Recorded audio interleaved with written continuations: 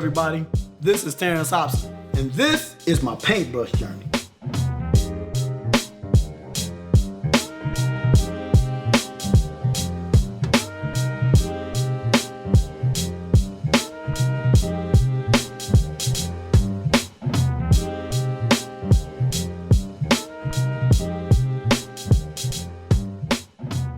As a kid, you can't walk around Detroit with a bad haircut. Growing up in Detroit, fashion is everything. Whether you're a teenager or whether you're a grown man, you have to make sure your decorum is right, you make sure your dress is right, you make sure that your speech is right, you make sure your car is right, you make sure your haircut is right. Everything has to be tight because globally, we have a lot of celebrities, a lot of premium people. They come to Detroit to shop and get haircuts, and they fly back out to go home. So when you're talking about being a professional barber in Detroit, that influenced me to want to be the best that I can possibly be. I became a barber as a young man, a young kid that started out on the journey receiving haircuts from my mother on the front porch. It wasn't even at times. And so going outside to play after the haircut, I was a different kid. So I didn't need the G.I. Joe men. I didn't need the Hot Wheel cars. I didn't need the Bill clubhouses. I wanted clippers in my hand. I figured I can do a better job. I knew that I can do this professionally on this level. I used to cut my father's friends on the weekends. They came to the house on the weekends, and my father would love to show me off to his friends. My son can cut your hair. I was only 12, and they gave me the first opportunity to cut their hair, and they were astonished. And I said, if I can do this at 12 years old, I know I can make a living out of it. Some of my setbacks, you have to have a barber license. I had to cut back from working in the establishment, making good money to legitimize myself, in which I had to cut back on appointments, cut back on clientele, put myself in an institution that was gonna provide that license. Once you start working in this profession, your appetite gets bigger and stronger, and you start to build clientele. And so to cut yourself back, to legitimize yourself, it's a setback. And it hurt me in a way that I was stuck between the two. So I actually procrastinated for 2 years because I had to really legitimize myself, but I needed to understand how that was gonna be done. I didn't see the future. I didn't know how it was gonna work. Will I lose my home from not being able to provide the finances, or do I sacrifice that to legitimize myself to get back to everything that I was used to? My personal fight was one that was within myself. For two, it was within my family, with my father not really being in my life. And it's kind of hard to talk about it, and because it brings back so many memories, but the reality is that I didn't have my father around. He was around, but he wasn't around. And so he was addicted to a drug. He was addicted to crack cocaine, and I was a product of that environment.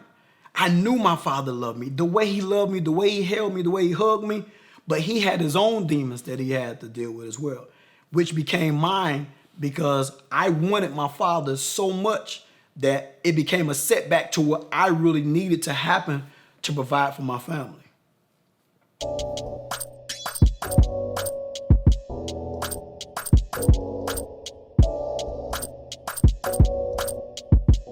The moment that I really wanted to give up, when I had to give my car to my father for him to go to work, because at the time, he was making the money that was paying the bills, even though he had a condition and a situation he was dealing with. I still had to let him go to work in my car, and at the same time want my car for myself.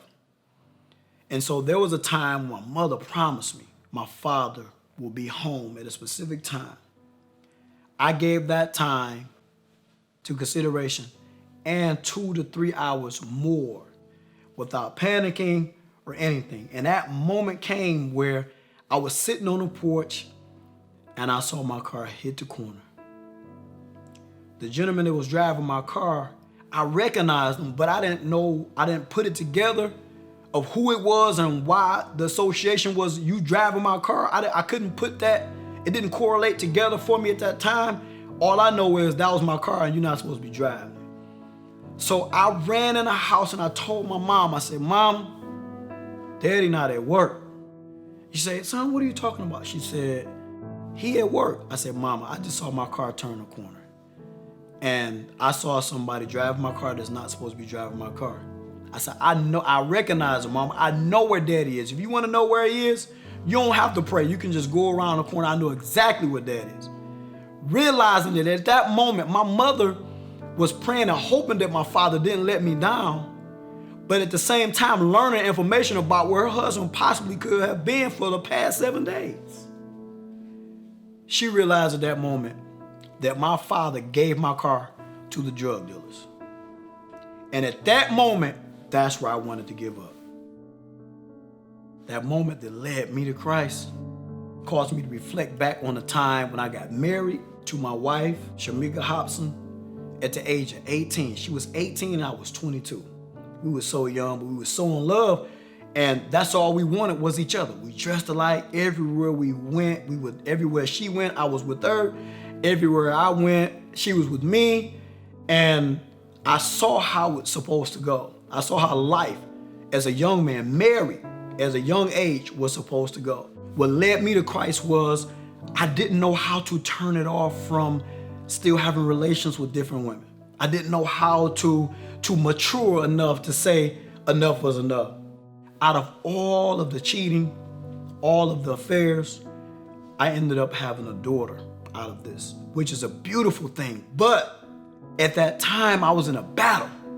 I didn't know who I was, and I didn't even see or hear God calling me to him. I felt the power of God one day and this is coming from a person that knew nothing of God, that don't pray, non-praying, not a church goer, just a young entrepreneur that jumped off the porch at 14, knew how to figure things out for himself. At this moment, I was still trying to figure it out for myself, and I failed. I failed at it. And so I knew that there was a change must happen. And I had to allow God to do it. So what called me to Christ was my own devil, my own demon that was within me. I had to literally take my hands off and allow God to really change the character, change my personality, change who I am, change how people perceive me. And so that's what led me to Christ.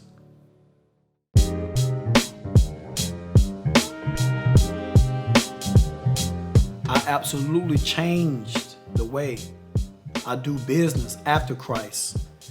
Not just business, but the way I treated people as a human being. The way Christ has compassion upon us, have mercy upon us, and forgive us our sins, and give us second chances, second opportunities to make it right. That's the way I do business. I have compassion on people. There's so many times where I give away haircuts. I literally, they may not even ask me. It'd be placed on my heart, placed in my spirit. This young man need a free haircut today. And not only do I give him a free haircut, but I sow into his spirit. I give him encouragement. I sow positive affirmations into him. I speak over his life and I encourage him in a way that he walks away and tells everybody about his experience in the barbershop. So I use my platform to win people to Christ, not only in the barbershop, but even at the institution where I teach, Michigan Barber School. There's so many young men in that institution that has a similar past as I have. Their father's not around. They know their father wanted to be there for them, but he was dealing with something totally different, and it was a struggle even for the father to put his arms around his own son. So in the institution where I teach, I have to teach about the professionalism. I have to teach about how to control infection. I have to teach about hair coloring, chemical texture services. I have to teach about the history of barbering. I also have to pull them aside and teach them how to walk, look professional, pull your pants up, how to speak. The decorum that we're talking about is dress, is behavior, and is speech. And so that my platform is so vast and it's so broad. These are just some of the ways I use my platform to win souls for Christ. The conflict of being a man of God in a barbershop setting, it starts with dealing with the public. They understand and they feel the atmosphere that we have, but yet at times they still need to talk about and vent from things that they need to talk about and vent. And some of those things are contrary of what my standards are as a man of God in the barbershop. So I have to be well-rounded in my responses. I have to be well-rounded in word base of my faith. I have to be well-rounded in my standard and my integrity and how I handle them, because I don't want to offend anyone. But if you ask me a question and you ask my advice, that's where my strength, and that's where sometimes the conflict comes, because they're not going to agree with the way you live your life.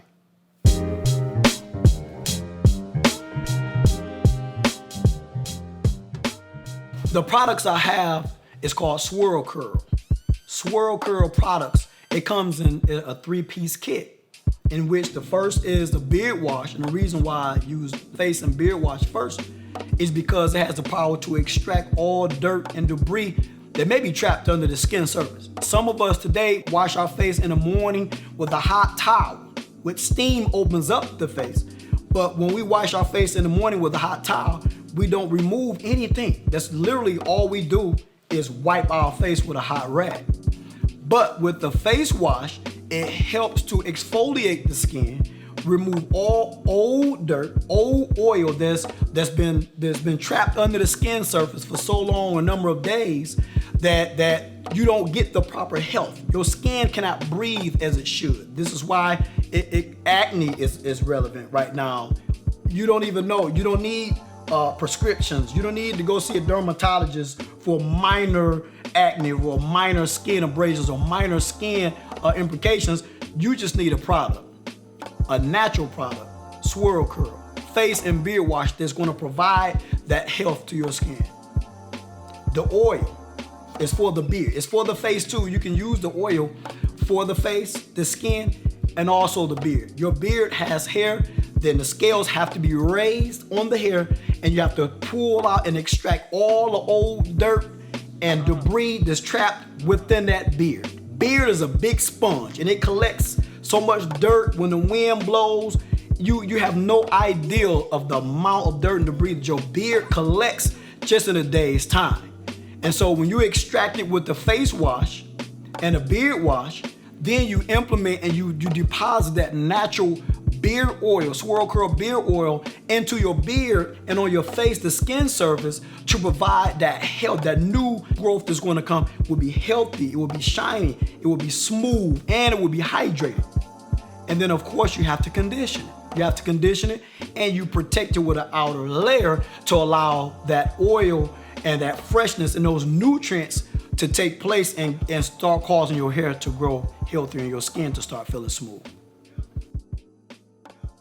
At this time, after everything that's been said, after every question has been asked and every response has been given, there's still so much that everybody's going through. And hearing my story, I hope that it impacts your life. I hope that this video gives you inspiration that's needed for you to believe in yourself. Because I do want to tell you, my father and I were in great terms. My father and I, we were able to sit down, we were able to talk through our differences. My father gave his life to God. My father turned a leaf. My father was a husband that for years I never knew he was. He was an awesome husband. I learned from my mother and my siblings, my sisters, because I told you it changed my life after that give up moment. That moment that I threw in the towel, I just disconnected myself from everything from that part of my life, and I sought it out for myself. I had to figure who I was out. When I learned who I was, how can I forget where I come from? How can I not forgive those who hurt me? How can I not go back and remember the times of those breakdown moments? So I encourage everybody that's listening today to believe in yourself, believe in God, because I did. And what that did for me, I was able to go back and get my father. I was able to sit down with my father. I was able to talk to him on a level I never had as a teenager.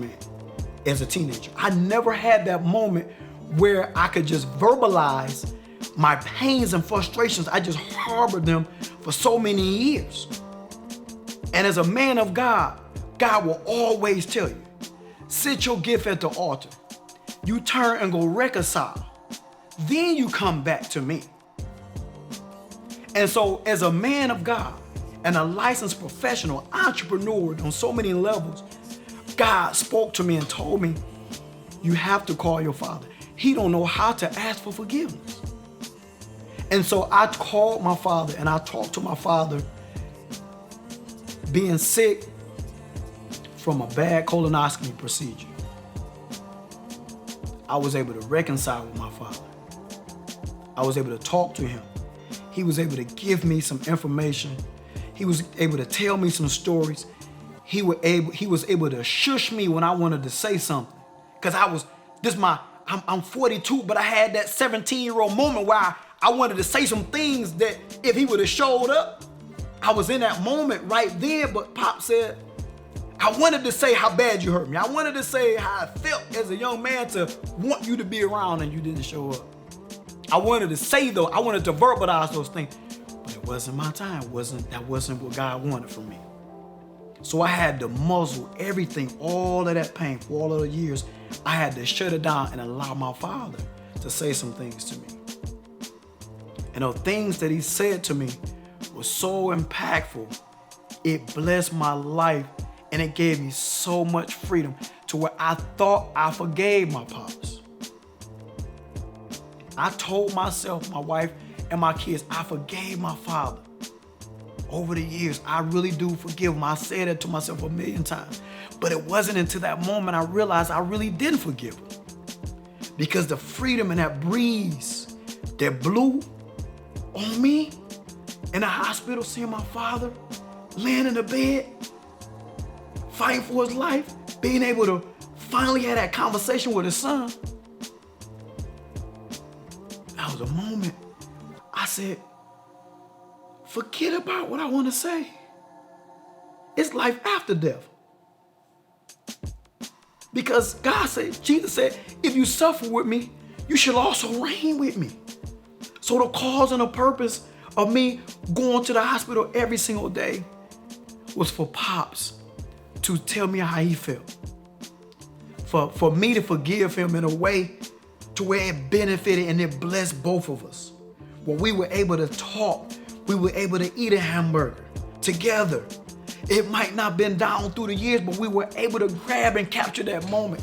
And I will forever live that moment now. Because now I know as my father's gone, the rest to be with the Lord, I watched him, I helped my father give his life to God. So the life, everything that I've been through in my life, it was for my father. It was for me to go back and get him and allow him the freedom of speech where he can visualize, verbalize, and put everything in his perspective and look at his son. Look at his son being successful and he wasn't there. I knew that would eat him up. I knew that would hurt him and I would never bring it up. I would never bring it up. But that moment, it did something for me on a level to where even now it's like tears just roll down the back of my throat because I wish I had more, but yet God get all of the glory. God told me that everything that you've been through in your life was for this moment. The life that you gave to me down through the years was only so that he can live. You can see him again, all over again. You have all eternity now. See, I wanted to live with him right now, but God said you have all eternity to spend with your father. So I know he's looking down on me, and I know he's happy and he's proud of everything that's going on in my life right now. With from me, his wife, my mother, and my two siblings, I know my father's watching and he's smiling down. So I just encourage everybody, no matter what you're going through in your life, no matter what pains, no matter what ailings, no matter what frustrations, irritations, any antics of the enemy would just drive a wedge in between you or a loved one or a family member, you got to break those barriers and you got to open up your mouth and you have to encourage. You have to be the voice of reason. You have to be that person, the individual that stand up and say, this is the time for you to forget about what you want for yourself. The life that you live in is not for yourself. It's for somebody else to see the light that God put in you. And so this platform that I'm using right now, I'm speaking to everybody. It's time that we all give up and give in to Christ. Swurl Kurl products can be purchased by visiting our website, experiencehopson.com. Or you can also visit our Instagram page, it's Experience Hopson, where there is a link where you can see all the videos, pictures of the product, your content information. You can also reach out to me personally, 1-833-4-HOPSON, 1-833-4-HOPSON.